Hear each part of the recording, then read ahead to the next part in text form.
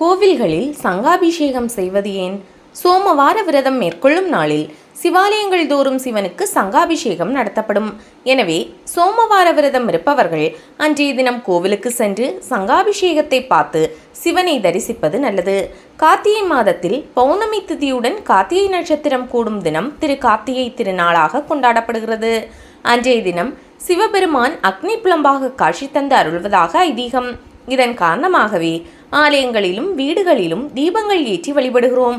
இந்நாளில் சிவனின் உடல் அதிக வெப்பத்தை தாங்கும் விதமாக அதற்கு முன்னதாக வரும் திங்கட்கிழமைகளில் சோமவாரம் சிவனுக்கு சங்காபிஷேக பூஜை நடத்தி குளிர்விக்கப்படுகிறது.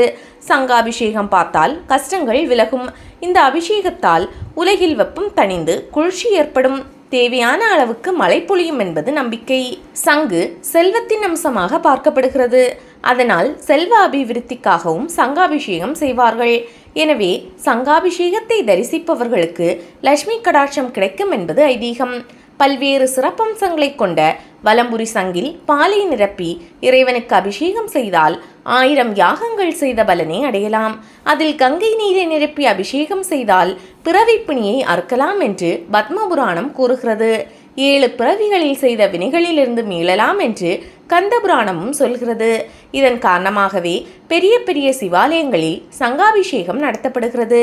கார்த்திகை சோமவார நாட்களில் 108 அல்லது 1008 என்ற எண்ணிக்கைகள் கொண்ட சங்குகளில் புனித நீரை நிரப்பி புஷ்பங்கள் வைப்பார்கள். ஒரு கும்பத்தில் சிவபெருமானை ஆவாகனம் செய்து வேத பாராயணங்கள் செய்து பின்பு அந்த நீரை கொண்டு சிவபெருமானை அபிஷேகம் செய்வார்கள். 1008 சங்குகளை வைத்து அதற்குரிய தேவதைகளை ஆவாகனம் செய்து மந்திரங்களை உச்சரித்து செய்யப்படும் சங்காபிஷேகத்திற்கு சகஸ்ர சங்காபிஷேகம் என்று பெயர். 108 சங்குகளை கொண்டு அதற்குரிய தேவதைகளை ஆவாகனம் செய்து மந்திரங்களை உச்சரித்து செய்யப்படும் சங்காபிஷேகத்திற்கு அஷ்டோத்திர சங்காபிஷேகம் என்று பெயர். ஓம்கார சொரூபமான சங்கில் நாம் எந்த வேத மூத்தத்திற்கு அபிஷேகம் செய்கிறோமோ அந்த வேதாமூத்தம் தனது அருள்நிலையின் பூரண பிரகாசத்தை அடைந்து பூஜையின் முழுமையான பலன்களை வாரி வழங்கக்கூடியதாகும்.